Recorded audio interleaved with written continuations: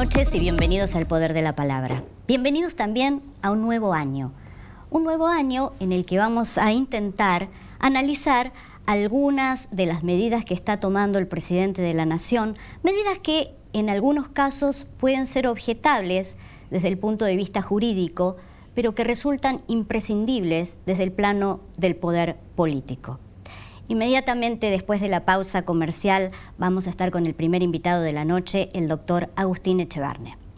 Bueno, y como les dije, estamos con el licenciado Agustín Echevarne, que es el director general de Libertad y Progreso. Y con él, hola Agustín, ¿cómo estás? Muy bien, muchas gracias por la invitación. Quiero hablar todas las medidas que está tomando. Yo me hice un punteo, porque realmente quiero exprimirte.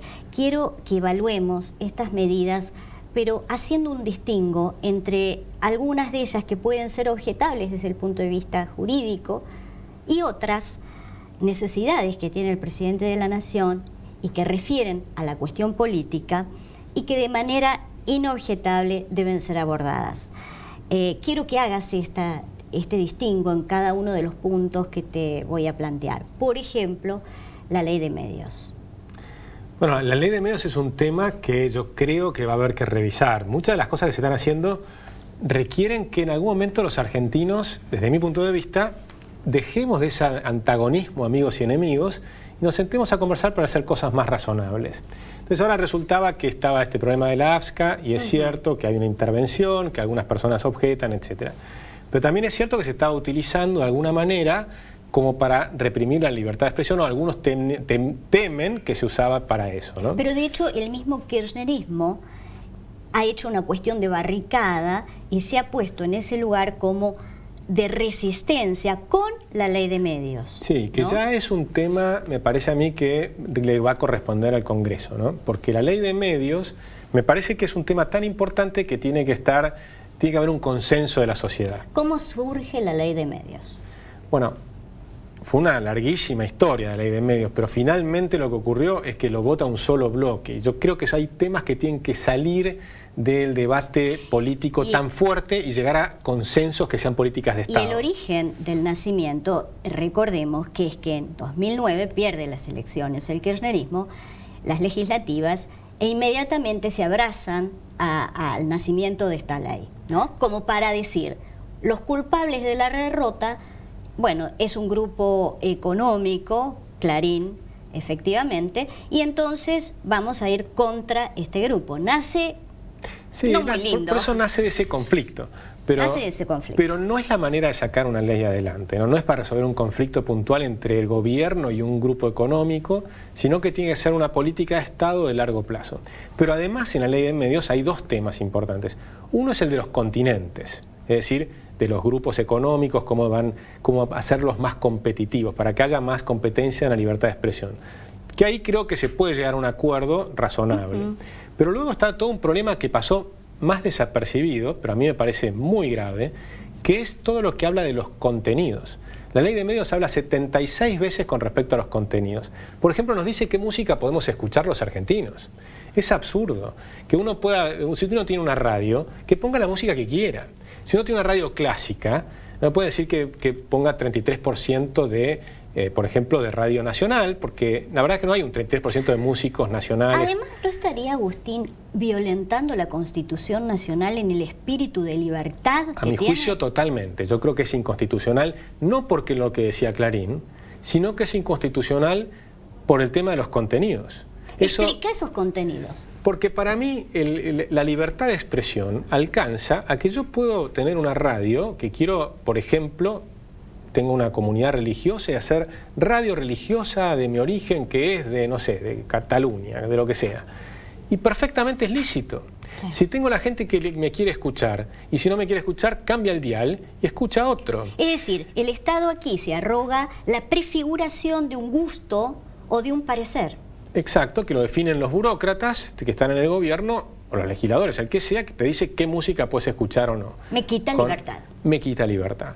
Y además, porque acá hay también ciertas cosas que son bastante absurdas. Por ejemplo, cuando tratan de desarrollar la música nacional como si la música nacional no tuviera parentescos con todos los... ¿Qué es eso? Silvio Rodríguez. Es nacional, es latinoamericano, que no podemos escuchar a Silvio Rodríguez. Es un artista internacional. Sí, o si queremos música clásica, entonces me van a decidir cuánto de Beethoven puedo escuchar. Es decir, tengo que escuchar solamente Ginastera. Es decir, no tiene mucho sentido. La verdad es que no tiene sentido. Y eso sería, a rigor de tus ojos, algo que realmente viola la Constitución Nacional. Viola las libertades individuales. Yo puedo escuchar la música que quiero, y si tengo una radio que la hice con mi esfuerzo, compré los derechos, etcétera, y puedo difundir la radio que lo que a mí me interesa difundir, lo puedo hacer. Y no puede haber censura previa. Para mí esto es censura previa. Me están diciendo qué puedo o no puedo emitir, en qué porcentajes puedo hacerlo, etcétera. O, por ejemplo, a quién puedo utilizar para generar una publicidad. Si tienes cuánto de argentinos tiene que tener. Todo ese tipo de cuestiones me parece que no tienen ningún sentido, que además no se aplican, porque nadie puede estar controlando todo esto. ¿Y sabes para qué sirven? Sirven solamente para aplicarlas en contra de las personas que te generan molestia. Entonces yo estoy en el Estado, hago una ley que es incumplible. Yo no puedo estar, si emito música, estoy en cualquiera de las radios que cuando uno sube a un taxi están escuchando radio, no puedo estar mirando, che, este es argentino, no es argentino, nadie va a estar haciendo eso. Entonces, nunca la van a aplicar para todos, pero sí la pueden aplicar buscando todos los detalles en contra de alguien que te está molestando. Y para propalar ideología, como lo han hecho durante el gobierno anterior, ¿verdad? Muchos medios, como CNN o PIE, fueron en el 2003 literalmente arrancados de la grilla porque justamente había opiniones disidentes, múltiples, variadas, y fue Néstor Kirchner quien decidió ir contra eso. Una de las primeras medidas. Dejó a miles de familias en la calle. Empezó así a cercenarse la voz de quienes opinaban diferente. Y luego le tocó a La Nata. Y luego a Pepe Liayev. Y la lista siguió. Sí, yo creo que ahora se abre una nueva etapa. Entonces estamos en un año nuevo, un gobierno nuevo, y a mí me gusta, y también una oposición nueva. Porque los que están ahora en la oposición también tienen que aprender a hacer oposición, así como el gobierno tiene que aprender a gobernar. Porque una cosa es decir las cosas desde la oposición, cuando llegás a tener que realmente actuar sobre la realidad, hay un proceso de aprendizaje también. Pero también en la oposición. Yo creo que este es un desafío para todos los argentinos. Y el desafío es pensar en nuestros hijos, es no pensar tanto en nuestro propio ombligo, pensar un poco más allá y buscar cosas que logremos hacer entre todos, que va a significar que si uno llega a un acuerdo en el Congreso, me encantaría que sea de todos los bloques, que aprueben una ley de medios en conjunto. Un tema importantísimo, lo que está proponiendo Laura Alonso, son leyes contra la corrupción. Bueno, eso es una muy buena oportunidad para que todos los bloques aprueben estos proyectos de ley, ¿no? Que son leyes específicas que realmente... Uno puede decir, fulano es corrupto, mengano es corrupto, mirá lo que hicieron acá, mirá lo que hicieron allá. Estos son instrumentos que le das a la justicia para que efectivamente pueda luchar contra la corrupción, que eso es lo que tiene de lindo. Entonces, la ley del arrepentido, ¿no? La ley de recuperación de los activos del Estado, ese tipo de leyes, cuando le puedes dar una recompensa a la persona que te aporta información, entonces si una persona te aporta información para recuperar 100 millones de dólares del Estado, se puede llevar un 20%. O sea, un incentivo fenomenal para que te den información fehaciente que sirva para condenar y para recuperar los activos, condenar al delincuente y recuperar los activos del Estado. Me parece que sos bastante optimista, Agustín, porque muchos de los que deben legislar son hombres que realmente tienen, hombres y mujeres, tienen deudas con la justicia. Y me imagino que no van a querer que haya una ley de arrepentido ni nada por el estilo. Tenemos un Congreso complicado. Yo apuesto a que la mayoría de los legisladores y demás son gente honesta. Entonces yo creo que se puede... Y además apuesto también a la ciudadanía. Me parece que la ciudadanía tiene que reclamar esta ley. Nosotros tenemos que... Vamos a lanzar, por ejemplo, una campaña en change.org para que los ciudadanos puedan firmar y apoyar estos proyectos de ley. Iniciativas. Okay. Entonces, si realmente hay una masiva participación de la ciudadanía, donde les pedimos a los legisladores, a todos los bloques que aprueben esto, la izquierda, la derecha, todos los bloques tienen que aprobar ciertos temas que son institucionales. Eso es recuperar las instituciones. Argentina va a mejorar cuando aprendamos a jugar en equipo. Es decir, cuando uno tiene un equipo de fútbol y no está funcionando en equipo, se nota inmediatamente. Cuando ves al Barcelona, vos sabés que hay un buen diálogo entre el director técnico, entre los jugadores, entre la defensa, el arquero, todos se llevan bien y están trabajando. Bueno, ese es el problema de idiosincrasia que tiene la República Argentina, ¿no? La falta de equipo. Yo creo que es un tema de instituciones, de aprendizaje también del diálogo, o sea, cuando uno tiene que abrirse al diálogo. Por ejemplo, una de las cosas que destruye el diálogo es la mentira. Porque si te mienten, vos no puedes hablar con un mentiroso. Pues ¿cómo haces para seguir hablando? Mira, yo hice un trabajo sobre las falacias, ¿no? Desde el punto de vista de la filosofía. Las falacias en las que incurrió el kirchnerismo, todas. Bueno, no es posible hablar con alguien que está mintiendo. Por eso a mí me interesa mucho mirar para adelante, ¿no? Porque lo interesante ahora es que los problemas que aparezcan se conozcan y los debatamos. Y vayamos a solucionarlo juntos. Bueno, debatamos entonces esto que para mucha gente resultó una ganancia para cierto sector de la población, hablo del campo y de la industria, con la baja de retenciones. Hay una lectura de buena parte de la gente que opina que, bueno, se le ha dado demasiado, y quiero que me expliques y que le expliques a la gente por qué era necesario darles demasiado para el bien común. En realidad no les dieron demasiado, no les dieron nada. Lo que están haciendo es dejar de sacarles, que es una cosa muy distinta. Muy bien. El campo paga muchísimos impuestos, además de los muchísimos, porque todos los argentinos pagamos muchísimos impuestos, pero además de esos muchísimos impuestos que pagamos todos, le agregaron impuestos adicionales. Pero lo que están haciendo es empezar a sacarle los impuestos adicionales y no todos. El campo sigue pagando más que el resto. Y esto viene de un viejo debate de un economista que era Raúl Prebisch, que él suponía que había que financiar a la industria sacándole plata al campo. Eso se demostró que es absolutamente inútil. No lográs tener una industria competitiva, porque cualquier industria protegida no es competitiva. Volvamos al ejemplo del fútbol. Imagínate si queremos competir con el fútbol europeo cerrando nuestras fronteras futbolísticas, que no permitimos competir a ningún equipo con el extranjero. Nunca vamos a tener buen fútbol. Para tener buen fútbol tenés que estar compitiendo a nivel internacional. Lo mismo son las empresas. Si una empresa no está obligada a competir internacionalmente, te pasa lo que pasa en Argentina, que pagamos los celulares el doble, las computadoras el doble, que además las arman mal a los celulares y se te caen a veces las piezas. Mi celular se me caían las piezas. ¿Por qué? Porque los desarman para la Argentina, pues se venden armados. Pero para venderlo en Tierra del Fuego, para que lo puedan armar en Tierra del Fuego, para ensamblarlos los tienen que desarmar previamente. Claro. Porque las líneas de montaje son para millones de celulares y en cambio en Argentina son cientos de miles. Entonces son líneas de producción mucho más pequeñas. Y por lo tanto es mucho más ineficiente, mucho más caro y peor calidad. Y entonces tenemos computadoras más viejas, que Apple no quiere venir a Argentina porque no acepta que tener que producir en Tierra del Fuego. Dice, no, nosotros las armamos acá y no me las desarma nadie. Pues si me las desarman no sé si la vuelven a armar bien. Y yo quiero tener calidad Apple, por ejemplo. Entonces, ese tipo de cosas hacen mucho daño a la Argentina. Eso viene de un problema ideológico, pero que ya llevamos 80 años. O sea, ya hemos aprendido que esto no funciona. Y tenemos nuestros vecinos. Podemos mirar qué pasa en Chile, qué pasa en Perú, donde tenés productos de mejor calidad y menor precio. Y eso es defender el salario de los obreros. Totalmente. Porque a veces la izquierda dice, no, yo estoy defendiendo a los trabajadores. No, señor. Por ejemplo, hay 12.000 personas que producen en Tierra del Fuego, 10.000 o 12.000 personas. Perfecto. Pero todos los 40 millones de personas pagamos el doble de los productos.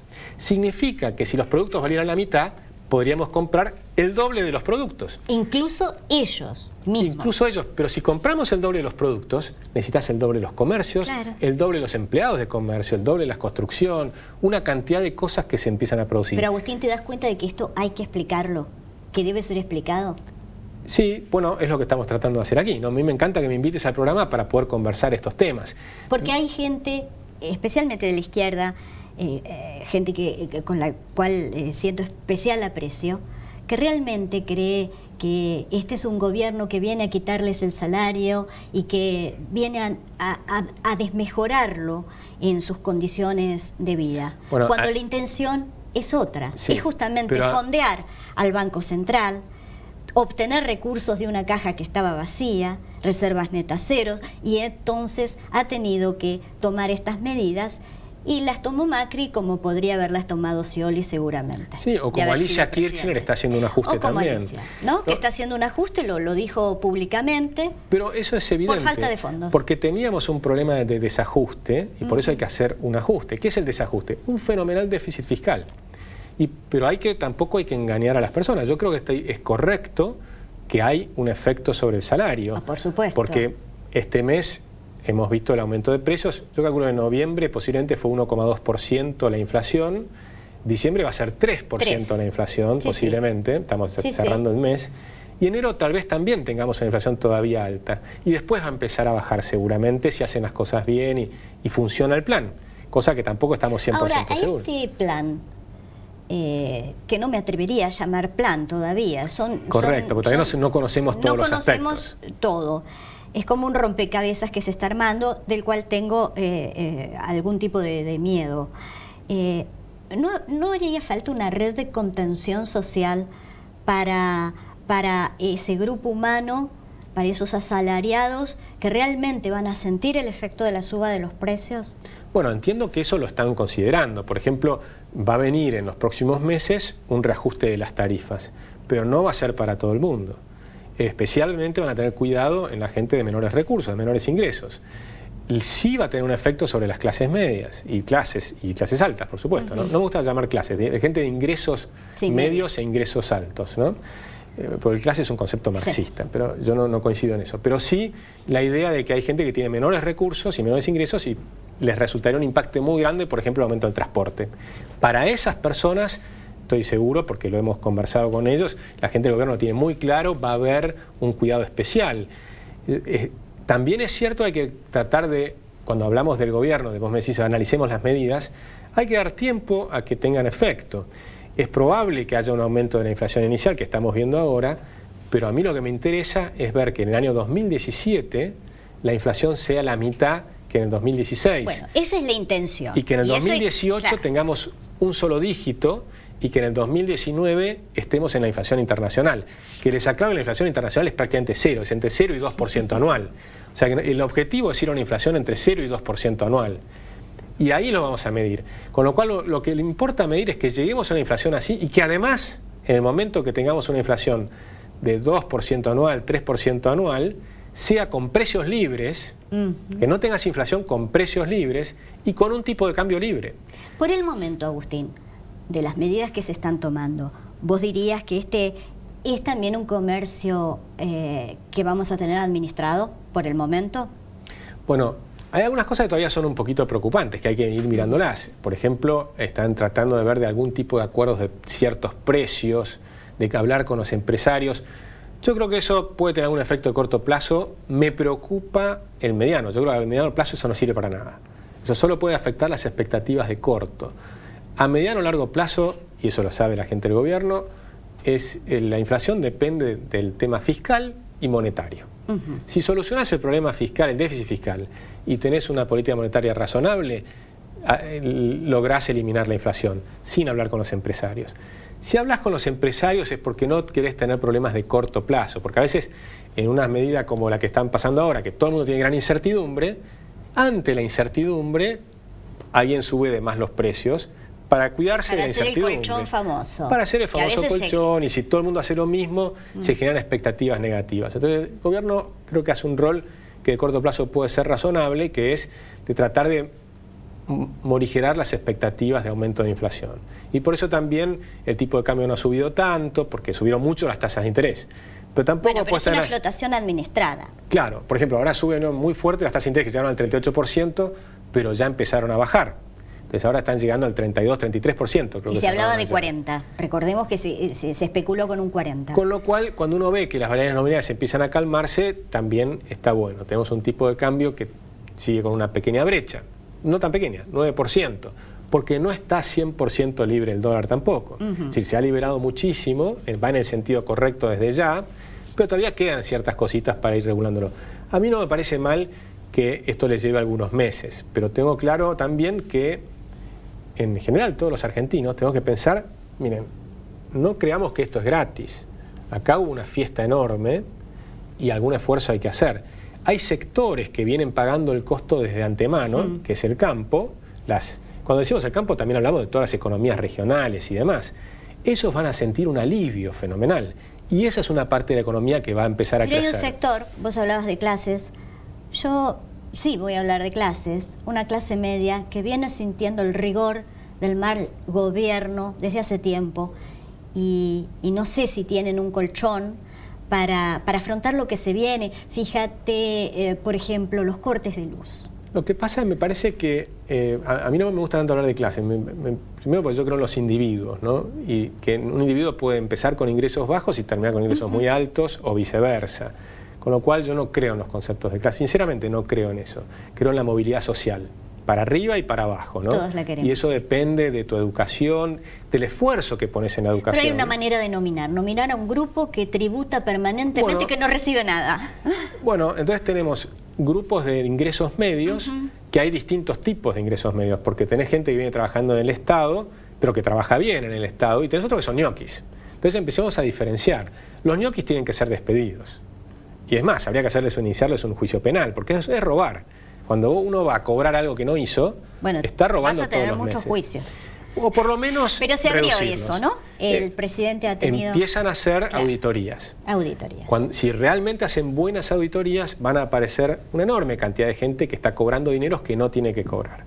Eso es un ajuste también. Pero un ajuste en el buen sentido. Esa gente no tiene que cobrar ese dinero, tiene que ir a trabajar al sector privado. Ahora, no podemos ser inocentes de que esa gente que vivió del Estado no va a hacer nada. No, por supuesto. Además, yo considero que también detrás de cada persona hay una familia, es cierto, y hay que buscar mecanismos para que haya una transición. Puede ser. O sea, todo lo que sea... No, me refiero al ideológico, digamos. A mí lo ¿Qué va a ser? No... pero es un tema a tener en cuenta. No sé, yo creo que no. La realidad, Agustín, es que el odio político existe. Negarlo... Mirá, a mí me parece que eso es de muy poca gente. Por ejemplo, te cuento una anécdota. Dale. Tengo cerca de 60.000 seguidores en Twitter. Y, por supuesto, uno recibe agresiones, etcétera, insultos, una cantidad de cosas. Sí, te veo combatir ahí. En enero del año pasado, me cansé de recibir tantos insultos. Y bloqueé a 60 personas. Sobre 60.000 es al 0,1%. El resto nadie agredía.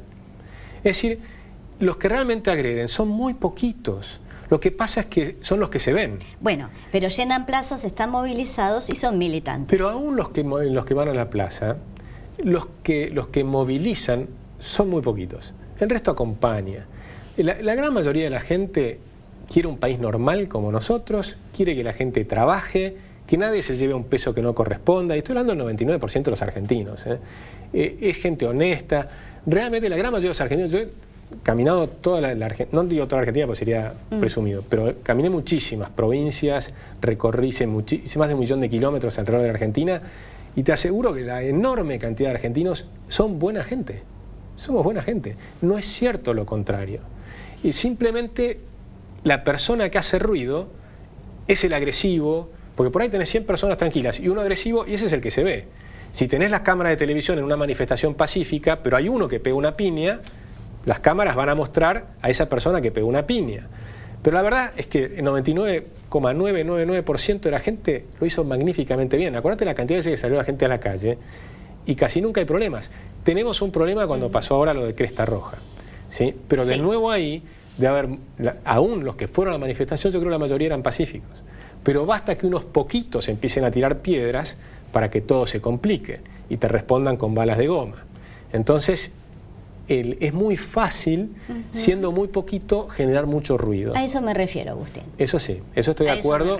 Y a esos poquitos hay que individualizarlos, pero con nombre y apellido, con filmaciones, ver quién es la persona que tiró la piedra, quién es el que inició el conflicto, quiénes son los líderes. Porque hay como una repugnancia hacia la ley, hacia el orden. Bueno, no de nosotros. Nosotros proponemos claramente volver a las instituciones, darle mucho prioridad a lo que son instituciones, y eso corresponde al oficialismo y a la oposición, a las oposiciones, porque también la oposición... Y a los individuos, como vos decís, y a los individuos, por supuesto, y las ONGs, y los periodistas. La forma de preguntar de un periodista es importantísimo. A mí me parece muy bien que los periodistas estén controlando sobre el tema de los decretos de necesidad y urgencia y estar mirando eso. Es muy sano para la República. Y es muy sano que tengan que responder y que finalmente manden los pliegos al Congreso para los miembros de la Corte Suprema. Es un tema muy importante para la República. Pero es un aprendizaje para todos, porque yo muchas veces digo, en mi casa, yo antes era un tipo de periodista y ahora soy otro, porque tuve que atravesar el kirchnerismo y concretamente me puse de un lado. Bueno, yo creo que ahora es el momento de volver a un equilibrio, ¿no? De decir, dejemos de estar amigos y enemigos, pensemos en Argentina, pensemos en nuestros hijos y nuestros nietos, algún día tendremos, ojalá, y bueno, entonces nos da una perspectiva hacia dónde queremos ir.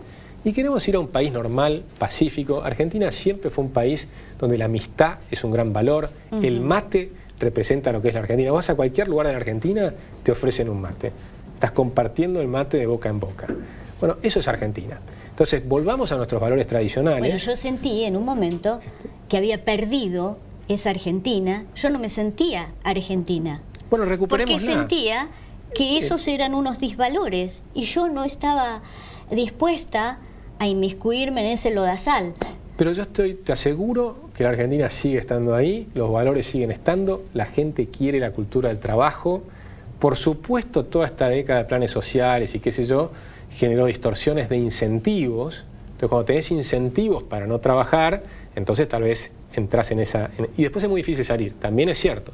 Pero si cambiás los incentivos, y ahora los incentivos son para mejorar al que trabaja, y el que no trabaja, ver cómo hacer para que trabaje, ¿no? Y hacer ese pasaje. Un programa social es exitoso cuando deja de existir. Entonces, si vos tenés 8,5 millones de personas que viven de planes sociales, son exitosas cuando bajen de 8,5 millones a 100.000. Y podés tener 100.000... Cuando haya movilidad social, cosa que no hubo jamás. No, sí hubo. En Argentina hubo muchísima movilidad social. Hubo muchísima... Acá vinieron decenas de miles de personas por año que llegaban muy pobres e ignorantes y en poco tiempo salían de la pobreza. Argentina era una máquina de sacar gente de la pobreza durante décadas. Y después están en los dichos populares, mi hijo el doctor. Mi hijo el doctor es movilidad social. Es una persona que ni siquiera hablaba bien el español y el hijo es profesional.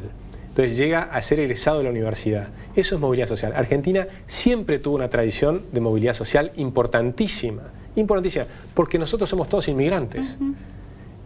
Aún los aborígenes son inmigrantes, porque finalmente todos venimos de África. Entonces, todos somos inmigrantes. Yo tampoco creo en eso de hablar de los pueblos originarios, por ejemplo. Porque eso de nuevo es separar unos de otros. Totalmente. Somos todos argentinos y tenemos todos los mismos derechos. Eso es lo que decía nuestra Constitución del 53. Abolió todos los títulos de nobleza, abolió todo el concepto de clases. No existen las clases en Argentina. Entonces, eso no existe. Tenemos que volver a lo otro, que es la movilidad social. Cualquier persona tiene derecho a estudiar y si se pela las pestañas estudiando, llegar a la universidad y ser un buen profesional y llegar a los máximos niveles de la Argentina. Cualquier argentino tiene que estar en esa posibilidad. Me vas a decir, pero una persona que nace en una villa tiene... Yo he recorrido villas y tenés mucha gente diversa. Tenés muchas personas que han entrado a veces en la droga, en el paco, etcétera, que por supuesto esa persona está muy complicado. Tenés chicos maravillosos que no han entrado en eso y que se han dedicado a estudiar y que tienen posibilidades. Ahora tenemos que mejorar las herramientas. Por ejemplo, que aprendan inglés, que aprendan capacidad de programación, que puedan vender sus productos al exterior. Estamos en otra sociedad, en la sociedad del conocimiento, ¿no? Hoy en día con una computadora podés exportar conocimiento y ganar plata. Vos, individuo, aprendés a programar, conseguís un trabajo de programación en cualquier país del mundo y programás desde tu casa. Cambiaron los paradigmas. Y me alegro poder haber hablado todos estos temas contigo, Agustín, siempre tan claro, tan honesto en las respuestas y además decir nuevamente que Agustín desde Fundación Libertad y Progreso hizo un trabajo encomiable en mostrar qué efectos tenía el populismo y cómo nos estaba degradando como sociedad. Gracias, Agustín. Muchas gracias a ti por invitarme. Vamos a un corte, volvemos enseguida con más El Poder de la Palabra.